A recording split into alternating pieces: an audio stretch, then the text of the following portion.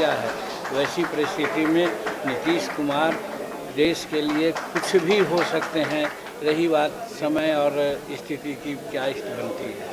5 minute अब ऐसा कीजिएगा सर, अगर लास्ट है तो मैं बोलूं, नहीं तो ये बात हम मानते हैं। आप हमारी बात जानते हैं, शुरू से ही जानते हैं कि ये शराबबंदी बहुत अच्छी चीज़ है और बिहार सरकार, बिहार मंत्री विधानसभा यूनानिमसली इसको पास किया है।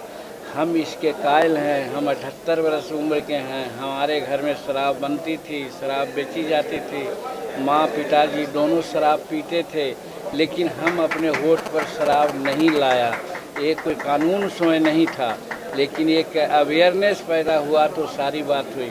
हमारा कहने का मतलब कि अवेयरनेस पैदा करना चाहिए बनिस्बत की जो कानून बना गया है 2016 का, वो कानून में दोष हम नहीं बतलाते हैं, लेकिन उसका इम्प्लीमेंटेशन ऐसा हो रहा है कि पुलिस वर्ग के लोग, कुछ और प्रशासन के लोग करोड़पति हो रहे हैं और गरीब तबके के लोग बेगुनाह जेल जा रहे हैं। और किसी को अगर कुछ सराहना हो कोई आदमी से, तो शराब के नाम पर दो बोतल उनके यहाँ रखवा दिया, उसके बगल में रखवा दिया, उसको पकड़वा दिया और उसको जेल भेजवा दिया। तो ये सब जो इम्प्लीमेंटेशन में गड़बड़ी हो रही है, जिसके चलते हमने कई एक बार नीतीश कुमार से कहा और आपने देखा कि तीसरा समीक्षा तक उन्होंने किया है और समीक्षा की बात होगी। अनुरोध करेंगे कि और इसको समीक्षा करके और इसको सुधारें, यही बात है इसमें। राष्ट्रीय कार्यकारिणी की बैठक आगे किशनगंज में चयनित किया गया है। सीमांचल के सबसे पिछड़े जिले हैं। राष्ट्रीय कार्यकारिणी की बैठक को किशनगंज में बैठक किया जा रहा है, क्या कारण है? कारण स्पष्ट है। हमारे हिंदुस्तानी अवाम मोर्चा सेकुलर बहुत कम दिनों की पार्टी है और गरीबों की पार्टी है, गरीबों के लिए सोचती है। तो जब हम गरीब इलाका में, पीछे इलाका में नहीं जाएंगे, नहीं देखेंगे तो कैसे काम चलेगा। आप सुना होगा, इसके पहले हम वाल्मीकि नगर में भी किया था और वाल्मीकि नगर के बाद आज हम लोग किशनगंज में कर रहे हैं। अगला पहाड़ की पड़ाव हम लोगों का होगा अधौरा पहाड़ पर।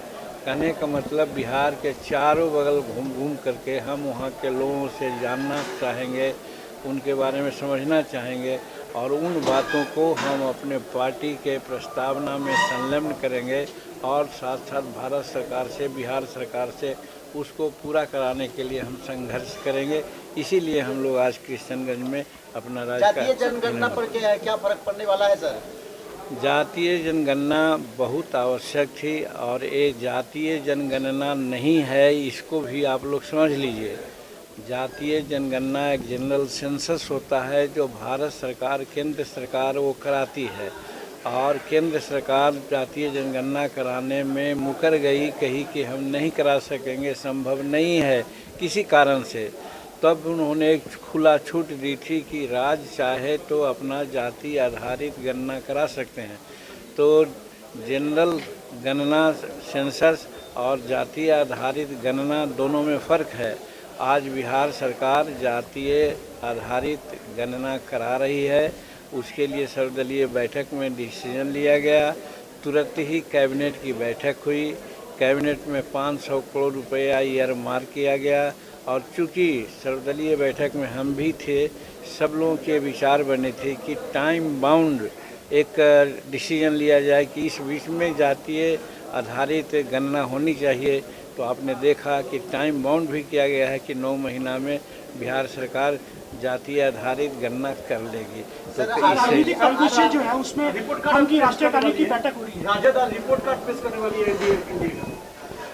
देखिए, आप बोल रहे हैं पूरा हम नहीं समझे। कहने का मतलब ये है कि अगर कोई कह रहा होगा कि हमारे चलते जनसंख्या की जनगणना हो रही है या हम करवा रहे हैं, क्रेडिट लोग ले रहे हैं, तो इसके बारे में हम कहना चाहते हैं क्रेडिट के लिए गाल बजाना स्वाभाविक है, कोई भी आदमी गाल बजा सकते